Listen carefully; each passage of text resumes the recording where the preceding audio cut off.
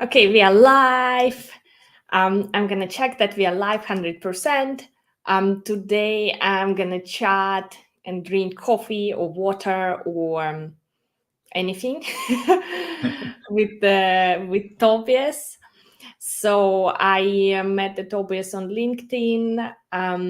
Got very interested in content, which you doing, and yeah, basically that's the whole thing. Want to know more? Because I don't know much yet, except that we have common friends on LinkedIn, which now I know about. Yeah, let's start. Maybe would you mind sharing just a couple of words about yourself? Anything we need to know?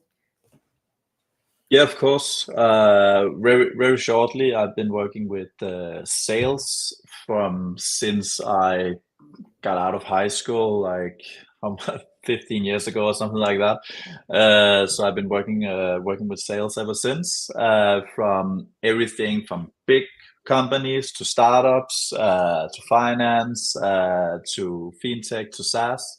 And then about 2 years ago, I went by myself to as an independent consultant and now consulting SaaS businesses on establishing early stage SaaS businesses on establishing sales processes that works and can get these SaaS companies off the ground and towards a Series A, a Series B, or whatever they want. Mm-hmm. So I think the sales is very interesting to me personally because I'm like a very bad salesperson, like I'm among these founders who like if someone asks me the discount, I give it for free, when I see the friend, I give it for free. So that's You that's just want someone to use it. yes, I'm like very bad on negotiating and also the kind of the cold sales, but like maybe before we get to LinkedIn, like why sales? So why you keeping like 15 years in the same like field? Yeah, why sales? Well, What's it for was a bit it was a bit by coincidence. I was traveling a few years, got back home. A guy I met traveling, he worked for the debt collection agency, and they needed someone to call people in debt. Which, like, when you're calling people who really, really, really, really don't want to hear from you, you learn the rejection part quite quite fast.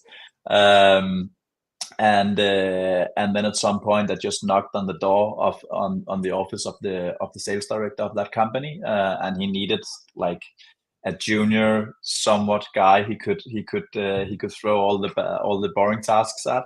And then from there, like, things just took off, and I would never, like, I have a bit of education, but I don't have like very, very much formal education, so it's been learning by doing. And in sales there is no formal education, so you have to follow the footsteps of other successful people, and then that's what I've done, and that's what I try to bring forward now to SaaS founders and salespeople in SaaS. So Mhm. by coincidence, like, I think 90% of all salespeople. Crazy. Okay. And like what's how sales and LinkedIn work for you? Like maybe you share a bit more why you start on LinkedIn, when you start on LinkedIn, because now you have a very strong brand of the sales guy, but like why I wanted to talk with you because to me it's still very authentic and modern. Yeah, it's not like this kind of previous era type of content or so why LinkedIn? Tell me. LinkedIn, sales, brand. Well, like, I acted as a head of sales for a SaaS company at one point, and even though I didn't really take LinkedIn serious back then, maybe it was a post once a month or something like that, maybe one every second week. But at one point, actually, I generated just as many inbound leads as our entire marketing operation did, from my LinkedIn posts, and it was some quite substantial leads. Um, so not every month, but some months we could actually attribute leads from who came directly into my inbox on LinkedIn and attribute the leads who came in through our marketing efforts and see how valuable that effort actually was. And then when I went by myself, I've been traveling a lot. In Southeast Asia, and I knew for myself, even though like I'm fine with cold calling, I also knew for myself like there's some time differences and so forth. So I wanted a way to attract leads on not autopilot because it takes some work, but I knew I would like a lead channel there, and then if I needed more leads, I could top it up with cold outreach if I needed to. So yeah, I kind of knew I could attract some leads on LinkedIn. It was another kind of leads, and then I thought like, okay, why not? Why shouldn't I be able to attract the leads that I'm going for now on LinkedIn? And luckily it worked out quite well, and I saw like the first results quite quickly. And then of course you are encouraged to keep on when you see the results. But like, how long did you post already? Like continuously, like? I think I began mid-March last year, and then I posted every weekday for 1 year, so to mid-March this year. And then from that on, like at some point it became kind of a challenge. Okay, you need to post every day or some, but now I'm more like maybe posting 3-4 times a week, and only post if I think like, okay, I have something valuable to say and something to share. So now I don't post just for the posting anymore. Now I also try to share something that I generally think that would interest people, and something that I think people could find sort of useful. Sometimes it's very, very easily digestible, and sometimes it's more of a deep dive into a subject. So money, leads. That's most interesting. Everyone want to know how many leads, how much money. But could you like put it in some numbers? Like, for example, for this year, how many leads your brand just from LinkedIn attract, or for last month or the previous month or something like that? I actually know, I'm quite familiar with the numbers from March last year to March this year. And my business is quite simple business. It's a consultancy business. It's like a one-man agency, so to say. And I only have the time that I do have, and then you can optimize and all these things. But I can only have so much clients as I can have, and that's about 5 at a time. And that's for quite long periods of time, 6-9 months. So I don't need that many leads either. And I'm also like, it's a quite expensive purchase to have me for 6-9 months money wise. But even though that is the case, I usually get 1 to 1.5 leads a week, ICP leads. That was around 80 leads for all of for the period of March 2023 to March 2024. So that equals that I could have a win rate of like 10-15% on all ICP inbound leads, which would be quite low actually. As a salesperson, I would like to be at least 30 or 35 or 40 for inbound leads, and that also makes me gives me the opportunity to kind of pick and choose the cases that I want to work with. So around 1.5 leads per week, and around 80 for that period, March to March. That's you responded like a professional salesperson, just putting the conversion numbers in me. Yeah, and they all basically inbound coming only from the content you do. Yeah. Yeah, there's kind of 2 ways. Some is reaching out by themselves, and some is luring around. I can see, okay, now they visited my page 3 times throughout the last few weeks, and then I'm like hitting them up and say like, what's up? You've been at my profile 3 times for the past 2 weeks. Like, You're what are you looking at? Is it You're something I can stalker. help you with, and so forth? So just call them out on it, and then more often than not, they say like, yeah, I'm kind of interested in what you're doing. I'm researching a bit. And do you have 30 minutes to have a talk? And then through those 30 minutes, we can find out whether they're mature enough or not, right?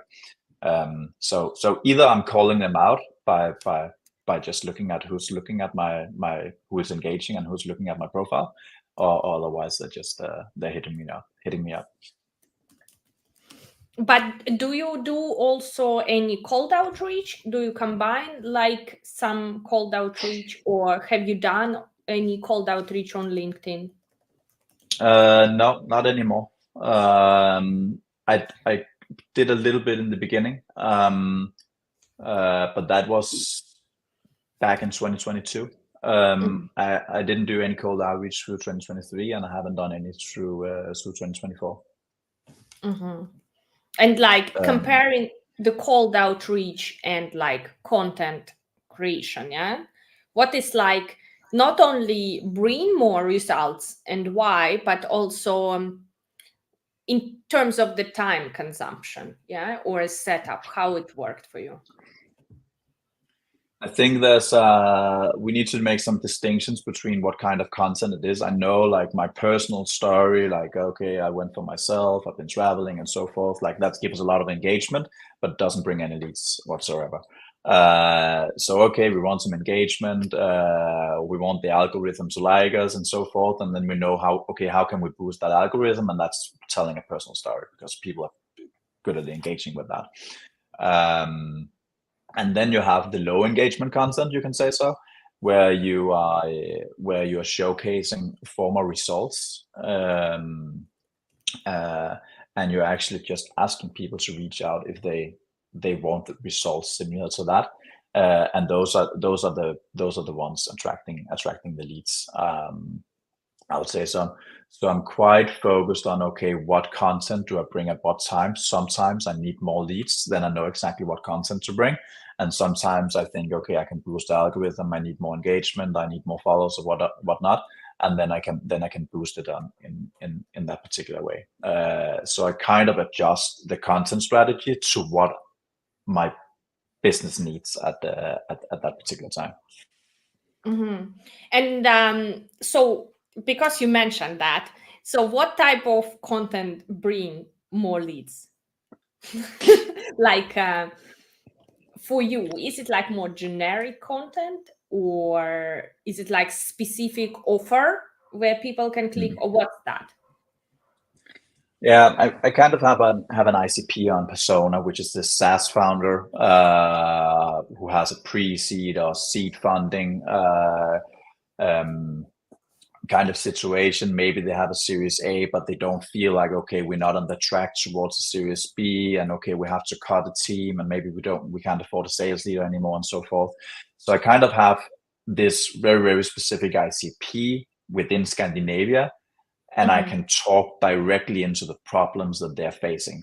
But that is more on a strategic and tactical level on, okay, how do you build a sales process? How do you build your ICP? How do you build a sales department?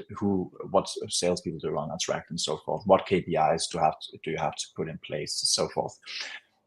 So that's the more structural part of it, which attracts the ICP leads. And then there's the more operational side, like, okay, how do you do a cold call? How do you do a demo? How do you do a discovery call? How do you follow up, and so forth, which is talking more directly into the heart of the sales reps and the salespeople. But there are many more salespeople out there than there are SaaS founders. So sometimes I talk to the salespeople just to become a better voice in the community of salespeople, also because I sometimes hire salespeople for my clients, so I can attract them in that way. But if I want the leads, I go more like strategical and tactical, because then I can talk directly to the buyer ICP, so to say, the guy who contacts me and sign the contract. Interesting. And like in terms of like maybe the structure of the content, or like how it's formatted, or like, you know, there's like a lot of discussions. People who starting out, they're like, okay, should I post my selfies? Should I post some images? Like, should I not post images at all? Any your experience on format? Yeah, I have noticed that people are posting a lot of selfies now. It's been a trend for the past like 3, 4 months or something like that. And I'm not completely an angel about that, because when I do have these posts around like, okay, this is my journey, this is my personal story, and so forth, I do add a picture. But otherwise I don't, because I don't feel like it's relevant for the story. Maybe a visual showing something, like, you know, the Fletch guys are good at doing it, for example, like adding a visual that has some kind of uh, which showcase and builds to the story. I like that, but I'm not I'm not very much into the formatting actually. I just try to write something that I think is interesting, and I hope that other people finds interesting as well. But of course, I saw like, okay, then carousels was very popular. Then visuals were very popular. Now selfies is very popular. But I think the most important thing is just to be authentic. And like, if you feel like posting a selfie every day and you feel like that's your authentic self, like, go for it. It's just not my thing. I like to. If I add a picture, it has to build upon the storyline of the content. Yeah, that's also interesting. Yes, there's like some trends. Maybe now is the trend of selfies, and it's probably gonna go away also. Yeah, but like, I feel like you as a salesperson, kind of, what you think in terms of like ethic part, yeah? If it brings more eyes, yes, the selfie or image or whatever, should the people do that? Or like, where's the borderline? What you should do and not should do?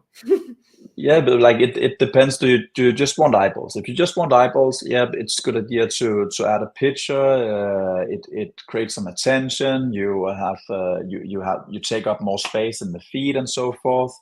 So if you just want eyeballs, yeah, but like if you want to attract leads, it also have to be relevant eyeballs. Like all of the LinkedIn experts out there, coaches, they will say like, yeah, you don't need many followers, you just need the right followers. That is kind of correct, because you need like a critical mass of people seeing your post. Like if 100 sees it, like maybe that's not a good chance you will get some leads. But if you can get to 2,000, 3,000, maybe 5,000 per post, and it's relevant eyeballs, you don't need more than that from my experience. So I think like, okay, if you just need eyeballs, yeah, post pictures and so forth. But for me, it's more important that it's the right eyeballs, but also that you act as an authority. And I feel like that's my very, very personal opinion. I feel like these selfies and maybe takes a bit off the authority. Like I don't see Adam Robinson post a lot of selfies, for example, who creates brilliant content. I don't see Patrick Trumpy do a lot of selfies, and I think it's two of the most authentic guys doing LinkedIn as of now. So I think it feels unauthentic and maybe a bit junior, but that's just my personal opinion, which is why I try to limit it. To limit the amount of selfies. Okay. Yeah, exactly. Cool. And that's very interesting. Maybe you can share some numbers of yours, like, in the LinkedIn, accept the leads, like some kind of impressions. Are they still correlate with each other? Like before you didn't have any impressions, and then is it like one post work and it bring like, I don't know, one post can bring 5 leads, yeah, and then Yeah, 50 posts bring in nothing, yeah? Or how would you see that? Huh? definitely. I had one like kind of viral post who brought in maybe 10 leads, but the case was also that 8 of them were bad leads. Like, so it's also create a lot of work. Creates a lot of work because these viral posts can create a lot of uninteresting stuff happening in your inbox, which is also fine, of course, and that brought a lot of eyeballs. But otherwise, it's usually like, okay, if I create one good post, which is something that I created with the only purpose of attracting leads, yeah, maybe I can get 1-2 leads. But for the majority of the posts, they don't attract any leads by themselves. It's because they've seen 10 posts throughout a month or throughout a few weeks, and those correlates into, okay, now I have to talk to Tobias. And the only thing the last post does is just to tell them, like, okay, reach out if you need any of this. And then it makes them think, okay, maybe I should, instead of just sitting here and read, right? So I think it's a lot of post correlating, and then at last you can make you can make one post who actually asks people to like reach out if they need anything like that. But I do that less than I did before, because people are also good at just going into my calendar link and book a 30-minute conversation, and then we're on board. Mm-hmm. But like, okay, I want to first ask about this viral post. So anyone, always interested about the viral post, yes? And I have like maybe 2, I call them viral posts, which one gets 700 and the other get like, I don't know, 400 likes and like 200,000 impressions approximately. And one of them was about this micro tool I built, and I get a lot of feedback, a lot of people reach out, had such an interesting conversations. And the other one was about like some meme type of thing, the joke of the first time founder and second time founder. And these get no inbox at all. Like the people commented, it's the same impressions, it's like 0. I like don't know 100% why they get viral, and like, but I definitely notice that it can bring everything or can bring nothing.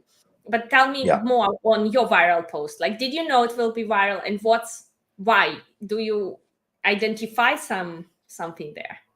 Like the boring answer is I never know how a post will perform. Sometimes I think this is absolutely brilliant, and then it doesn't perform at all. And sometimes I think like, okay, this is so basic that why should people engage with that? And then suddenly it takes off. I think in this case, it was a visualization that I created in Figma, and I think it just made a discussion many has quite simple just by the visualization of it.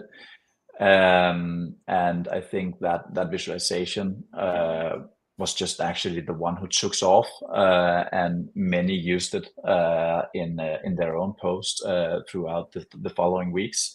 Because I think it was a visualization actually who was good rather than the text and content itself.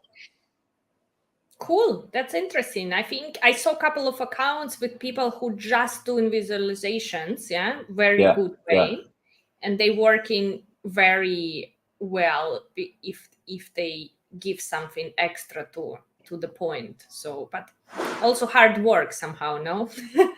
Yeah, it is hard work. Like some is probably better than me, but a visualization takes like 30-45 minutes for me to do it, and then of course you need to have the idea to the visualization as well. But that's something that comes up when you're getting used to like trying to look for ideas and look for inspiration. Sometimes you will also get an idea for some kind of visualization you can have, and you just have to keep it in a structured or unstructured note on your phone or on a Notion page or something like that, and then you always have an idea that you can execute against. Cool, very interesting. And do you do like, I think like many people ask me on LinkedIn, okay, I will start posting. I'm like, nobody liking my posts. I just like start posting month ago. I'm posting, nothing happens. Mm. So do you have something on that? Did you do something except posting? And what exactly did you do? I think in the beginning, I just had people who generally liked me, who wanted to support me, which was nice. Friends. So I got some engagement there. But the funny thing with LinkedIn is like you have to fill up in the bucket all the time of people who actually engage with your content. So you kind of quickly establish like a tribe. Okay, 10, 20 people who like quite regularly engage with your post, and you begin engaging with their post, and then it's this. It's not in writing. It's not an agreement you make, but it just kind of becomes a thing. Okay, we help each other out and we engage with each other's stuff. So if you have like 10 or 20 people doing that quite regularly, and then you have to fill into the bucket of engaging followers all the time, because when people have liked maybe 10 posts, they think, okay, now I have liked Tobias' post, he doesn't get any more from me, and then I have to replace that with a new engaging follower. And then of course, like there's a lot of people who doesn't engage with posts. So what you can do is to go into one of my posts, one of your posts, or another creator's post, and find people who generally likes them, comment them, and then begin to comment on their posts and like their posts, because then they will be attentive to your post as well. But you have to find the people who is actually engaging and not just looking, because then you won't get any engagement. And how did you in the beginning, or did you have already the audience? Because I think most of founders struggling a lot, like I want to build brand in I don't know, in marketing, yeah, but I don't have audience. I have my friends, family on LinkedIn, yeah. So what's the way to get to this audience? Did you do something specific to attract the right people? I had a good audience already, but I also just began connecting with like ICPs. So okay, CMOs in the SaaS industry. Okay, let's try to connect with 3-5 a day, and get them into the follow account, and maybe they don't engage, but nevertheless they see, and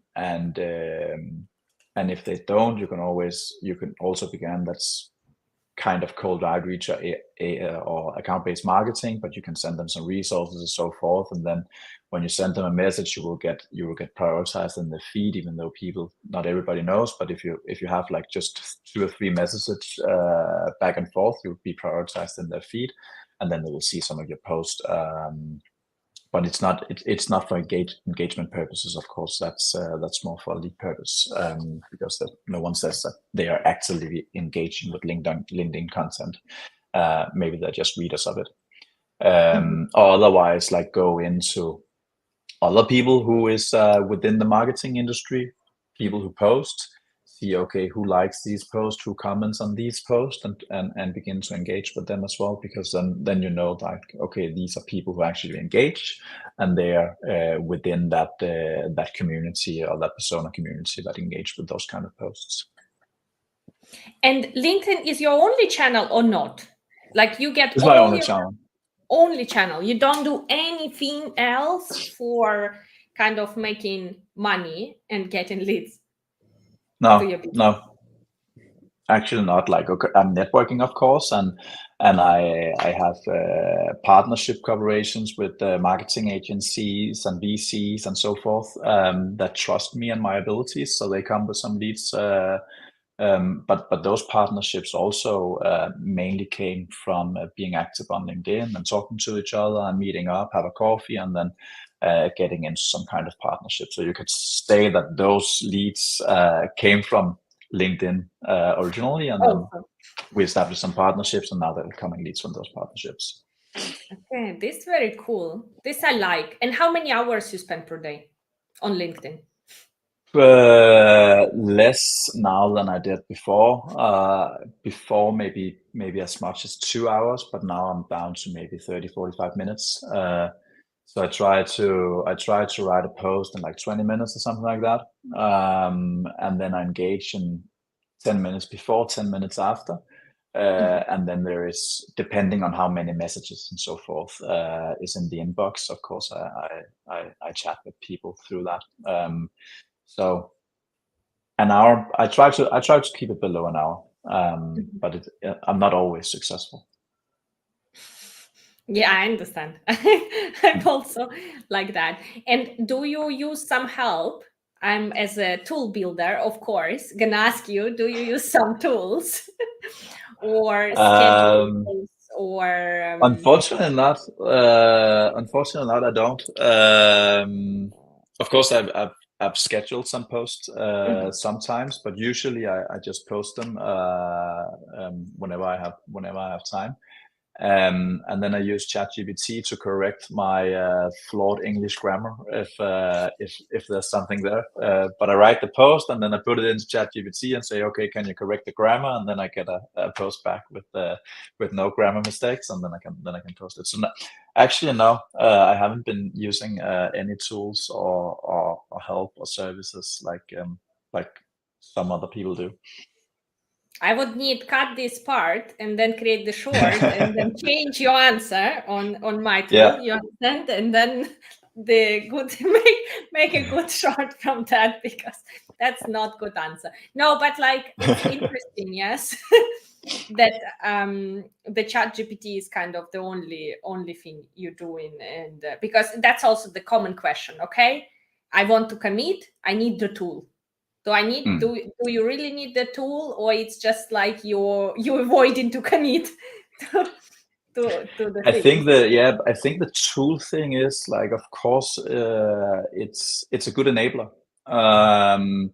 If you miss inspiration, if you don't know how to write a post, if you feel very uncertain, like in the beginning, like every time you press post, it's like, okay, is people gonna like this? Is people gonna think I'm an idiot? Whatnot? And then like slowly you're becoming more used to it, and at some point you like generally don't care that much about low engagement or something like that. But I think it's a brilliant enabler, and for many it could be useful, and maybe for my part it could be useful too at some point if it could make me better, or if it could make me more efficient, and so forth.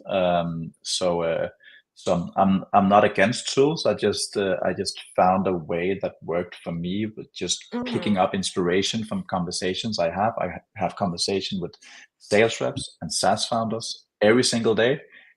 When the day is over, I try to sit down in Notion, just take a few notes around the conversations and ideas I have for post or content, and then I have that note, and then I can pick a note out. Then I can pick an idea out, write a post, and then post it. So that's just a system that works out for me. But the system could probably be better. Okay, we have only 3 minutes left, and I will ask you short questions, Cool. and you will just respond yes or no.